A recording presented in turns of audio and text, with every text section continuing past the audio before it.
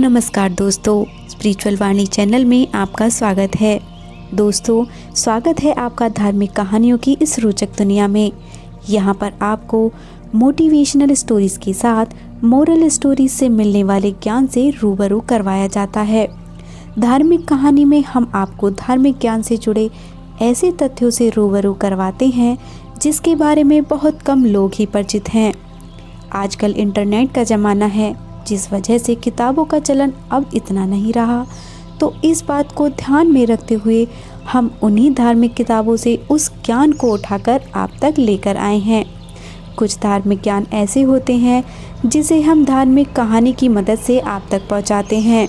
दोस्तों, आज मैं आपके समक्ष एक ऐसी कहानी लेकर आई हूं जो शिक्षाप्रद, लोकप्रिय और रोचक भी है, जिसे शायद ही आपने कहीं सुना होगा। तो आइए सुनते रहिए इस तरह की कहानियाँ और सीखते रहिए एक नई सीख। साथ में ऐसी शिक्षाप्रद कहानियाँ आपने दोस्तों को शेयर करते रहिए। हमारी आज की कहानी है कर्मों का फल, भक्ति की शक्ति। तो आइए शुरू करते हैं। दरअसल यह कहानी शुरू होती है नारद जी के विचारों से। नारद जी धरती पर रहने वाले लोगों को देखते हुए स्वर्ग में विचरण कर रहे थे। धरती पर रहने वाले लोगों के कर्म को देखकर नारद के मन में कर्मों के फल और पापों के दंड को लेकर विचार आया। अपने यह विचार लेकर वह ब्रह्मा जी के पास गए और ब्रह्मा जी से पूछते हैं, हे ब्रह्मा जी, यदि बुरे कर्म करने वाला इंसान अच्छे कर्म करने लग जाए तो वह क्या अपने पापों से मुक्त हो सकता है? क्या वह अपने पापों से मिलने वाली सज़ा से बच सकता है?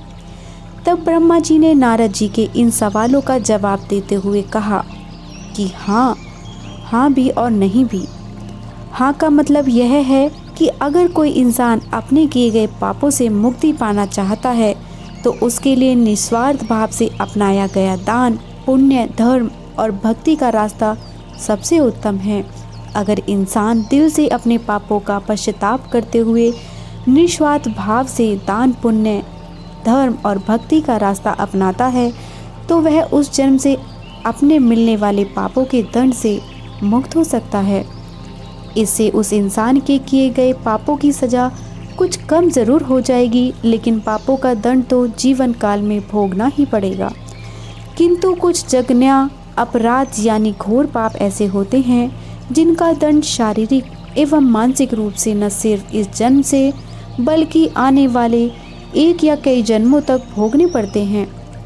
यानी इंसान के कर्म कभी पीछा नहीं छोड़ते। तो ऐसे में अगर इंसान दिल से अपने पापों का पश्चाताप करते हुए निस्वार्थ भाव से दान, पुण्य, पशु पक्षियों तथा लाचार इंसान एवं जानवरों की सेवा, धर्म और भक्ति का रास्ता अपनाता है तो आगे के जन्मों से पिछले वाले जन्मों के घोर अपराधों की सज़ा नहीं भोगनी पड़ती। यदि वो अपनी पूरी उम्र श्रद्धा और विश्वास से ईश्वर की भक्ति में और पुण्य कर्मों में लगा देता है तो वह अपने पापों से सदा के लिए मुक्त हो सकता है।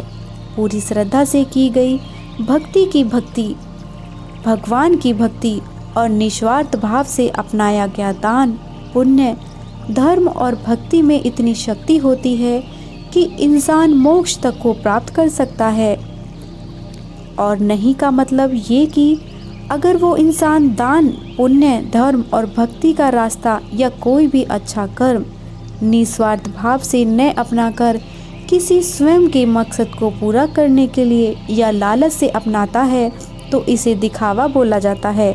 ऐसा करने से उसे उसके पापों से छुटकारा कभी नहीं मिल सकता, अपने पापों से कभी मुक्त नहीं हो सकता। इंसान के द्वारा किया गया घोर अपराध और पाप उसका अगले कई जन्मों तक पीछा नहीं छोड़ते। तब ब्रह्मा जी ने नारद जी को इसी पर आधारित एक कहानी सुनाते हुए कहा कि एक गांव में एक साधु नाम का इंसान रहता था। वह गलत लोगों की संगत में आ जाने की वजह से डाकू बन गया था। वह लोगों को मारकर अक्सर उनका धन लूट लेता था। एक दिन डाकू जंगल से होता हुआ सड़क की ओर जा रहा था कि अचानक एक नाग नागिन का जोड़ा डाकू के रास्ते में आ जाता है। डाकू को देख नाग नागिन अपनी रक्षा के लिए फन फैला लेते हैं। डाकू घबरा जाता है और अपनी बंदूक उन नाग नागिन पर तान देता है। यह देख नाग नागिन क्रोधित हो जाते हैं और उस डाकू पर हमला कर देते हैं। डाकू अपनी जान बचाने के लिए 2 कदम पीछे हटता हुआ नागिन पर गोली चला देता है। यह देख नाग डाकू पर तेजी से हमला करता हुआ डाकू की बंदूक पर चिपक जाता है और डाकू अपनी बंदूक को कहीं दूर फेंक देता है और वहां से भाग निकलता है। भागते भागते डाकू सड़क पर पहुंच जाता है। वहीं दूसरी तरफ उसी रास्ते से एक औरत और उसके साथ उसका एक 11 साल का बेटा भी था। वो दोनों घर की तरफ जा रहे थे। अचानक डाकू भी वहीं आ जाता है। डाकू देख माँ बेटे घबरा जाते हैं। डाकू औरत के करीब जाता है और बलपूर्वक उस औरत से सूखे गले से टंगा सोने का हार खींच लेता है। अब औरत अपने और अपने बच्चे की जान की रक्षा के लिए उस डाकू से दया की भीख मांगती है, लेकिन डाकू इतना क्रूर स्वभाव का था कि वह अक्सर जिस किसी को भी लूटता तो वो उसे मार भी डालता था। इसलिए डाकू पर उस औरत की बातों का कोई असर नहीं होता और वह उस औरत को तेज धार चाकू मारकर बुरी तरह से घायल कर देता है। यह देख बच्चा क्रोध से तिलमिला उठता है और पत्थर उठाकर जोर से डाकू के सर पर दे मारता है।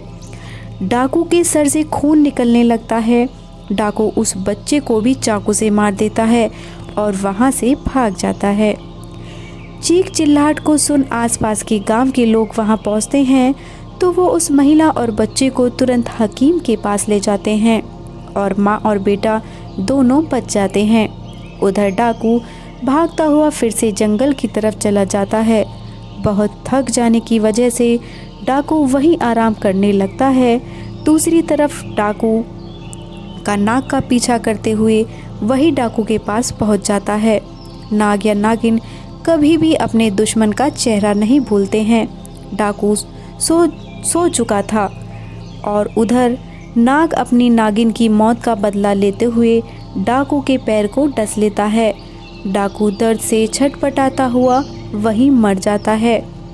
यह सारी घटना यमपुरी में बैठे हुए चित्रगुप्त और यमराज जी देख रहे थे। डाकू के मरते ही यम के दूत यमलोक से धरती पर डाकू की आत्मा को लेने आते हैं। वह डाकू की आत्मा को यमलोक ले जाते हैं। यमलोक में चित्रगुप्त जी अपनी किताब में डाकू के द्वारा किए गए सभी कर्मों और पापों का लेखा जोखा देखते हुए उसे उसके पापों की सजा सुनाते हैं। डाकू की आत्मा को बहुत सारी यातनाएं दी जाती हैं। इसके बाद चित्रगुप्त जी डाकू की आत्मा को बोलते हैं कि जिस 11 साल के बच्चे को तुमने चाकू से मारा था, उस पाप की सजा भोगने के लिए तुम्हारा फिर से धरती पर जन्म होगा और एक पंडित के घर होगा, जहां तुम सिर्फ 11 साल तक ही जीवित रहोगे। दूसरी तरफ एक गांव में एक पंडित रहता था जिसकी पत्नी को 10 साल से कोई भी औलाद नहीं हुई थी। पंडित भगवान भोलेनाथ का बहुत बड़ा भक्त था। वह रोज भोले बाबा के पूरे श्रद्धा विश्वास से पूजा अर्चना किया करता था। इसके अलावा वह गरीबों और साधु संतों को भी भोजन भी करवाता था। एक दिन भगवान शंकर पंडित की सच्ची भक्ति और पुण्य कर्मों से प्रसन्न होकर पंडित को दर्शन देते हैं। पंडित भगवान शंकर के दर्शन पाकर बहुत प्रसन्न होता है। भगवान शंकर बोलते हैं, मैं तुम्हारी सच्ची भक्ति से बहुत प्रसन्न हूँ। बोलो क्या वरदान दूँ तुम्हें। पंडित एक पुत्र की मांग करता है। भगवान शंकर तो अंतर्यामी थे। वह भूत भविष्य पहले से ही जानते थे कि पंडित क्या वरदान मांगेगा, इसलिए उन्होंने पंडित को पुत्र देने का वरदान देने से पहले ही यह बता देते हैं कि यह पुत्र केवल 11 वर्ष तक ही उसके बाद मर जाएगा। यह जानने के बाद भी पंडित कुछ नहीं बोलता, क्योंकि उसे अपनी भक्ति पर पूरा विश्वास था कि भगवान अपने भक्त के साथ कभी अन्याय नहीं होने देंगे। यह सोचता हुआ पंडित पुत्र का वरदान मांग लेता है। भगवान शंकर पुत्र का वरदान देकर वहां से गायब हो जाते हैं। अगले 9 महीने बाद पंडित के घर पुत्र का जन्म होता है।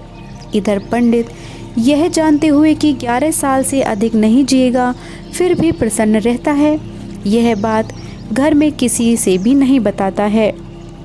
यह वही डाकू है जिसने 11 साल के बच्चे को चाकू से मारा था और अब एक पंडित के घर में पैदा हुआ है जो कि सिर्फ 11 साल तक ही जिएगा।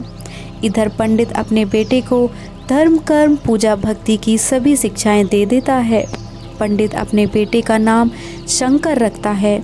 देखते ही देखते दिन बीतते गए। शंकर को 11 साल पूरे होने में सिर्फ 1 महीना ही बचा था। पंडित शंकर के मामा को तुरंत घर बुलवाते हैं और खूब सारा धन देकर काशी जाने के कहते हैं। पंडित धन देते हुए बोलता है कि वहां शंकर के हाथों 28 दिनों तक यज्ञ करवाना, साधु संतों को पूरी श्रद्धा से भोजन करवाना और पूरी विधिवत अनुसार महामृत्युंजय जय के मंत्र का जाप करते हुए 28 दिनों तक रोज सुबह भगवान शिव की पूरी श्रद्धा से विधि अनुसार पूजा करना है। अगले ही दिन मामा और शंकर धन लेकर काशी के लिए निकल पड़ते हैं। काशी पहुंचते ही मामा और शंकर वो सब करना शुरू कर देते हैं जैसा कि पंडित ने बताया था। ठीक 28वें दिन शंकर की हालत अचानक खराब हो जाती है। शंकर के मामा को आराम करने के लिए अंदर भेज देते हैं। शंकर के मामा जब साधुओं को भोजन करवा के शाम को शंकर के पास वापस लौटते हैं तो शंकर मर चुका है। यह देखकर शंकर के मामा जोर जोर से रोने लगते हैं। इतने में यमलोक के दूत शंकर की आत्मा को लेकर यमलोक पहुंचते हैं। यमलोक में चित्रगुप्त जैसे ही शंकर के पाप पुण्य के लेखे जोखे की किताब खोलते हैं जो चकित रह जाते हैं और जोर से बोल उठते हैं, असंभव, अद्भुत। ये 2 शब्द बोलते ही चित्रगुप्त कुछ देर तक तो यूं ही मौन खड़े रहते हैं और फिर कुछ देर बाद चित्रगुप्त ऊंचे स्वर में यमदूतों को आदेश देते हैं कि तुरंत अभी के अभी शंकर की आत्मा को शंकर के शरीर में डालाओ। यमदूत शंकर को उसके शरीर में पुनः डाल देते हैं और शंकर फिर से जी उठता है। अचानक यह चमत्कार देख कि शंकर के शरीर में हलचल हो रही है। शंकर के मामा की खुशी का ठिकाना नहीं रहता। वहाँ यमलोक भी इस बात को लेकर यमराज चित्रगुप्त से सवाल करते हैं कि यह कैसे हुआ। तब चित्रगुप्त जी बताते हैं कि जब मैंने किताब खोली तो उसमें शंकर के द्वारा किए गए पुण्य कर्मों, भगवान शिव की आराधना और हवन जैसे शुभ और भक्ति की शक्ति से शंकर की कुंडली में जो उसके पिछले जन्म के पापों की वजह से मृत्यु का जो योग बन रहा था वह योग खत्म हो चुका था। इसी के साथ शंकर के पुण्य का लेखा सबसे अधिक था, जिस वजह से शंकर की उम्र बढ़कर 90 साल हो चुकी है। इस प्रकार मुझे सृष्टि के नियमों का पालन करते हुए शंकर की आत्मा को पुनः शंकर के शरीर में भेजना पड़ रहा है। इधर शंकर के मामा पूरे हर्षोल्लास के साथ आंखों में खुशी के आंसू लेकर शंकर को लेकर घर पहुंचते हैं तो शंकर को जिंदा देख शंकर के पिता इतने खुश हो जाते हैं मानो उन्हें नया जीवन मिल गया हो। तब शंकर सबको वो सब बताता है जो उसके साथ यमलोक में हुआ। यह सुन सभी का भगवान के प्रति श्रद्धा और विश्वास और बढ़ जाता है। इतना बोल ब्रह्मा जी अपनी कहानी समाप्त करते हैं। अब नारद जी अपने सभी प्रश्नों का उचित जवाब मिल चुका था। तो दोस्तों, देखा आपने, हमें इस कहानी से बहुत कुछ सीखने को मिलता है। अपने जीवन का उद्धार चाहते हो तो हमेशा प्रभु की भक्ति करो, निस्वार्थ भाव से लोगों की सेवा करो, कभी बुरे कर्म को ना करो। धन्यवाद दोस्तों। अगर आपको मेरी कहानी अच्छी लगी हो तो कमेंट बॉक्स में अवश्य बताइएगा और इसी प्रकार की और कहानी सुनने के लिए जुड़े रहिए मेरे चैनल स्पिरिचुअल वाणी से और इस कहानी को अधिक से अधिक शेयर करके आप भी धर्म लाभ कमाएं। धन्यवाद।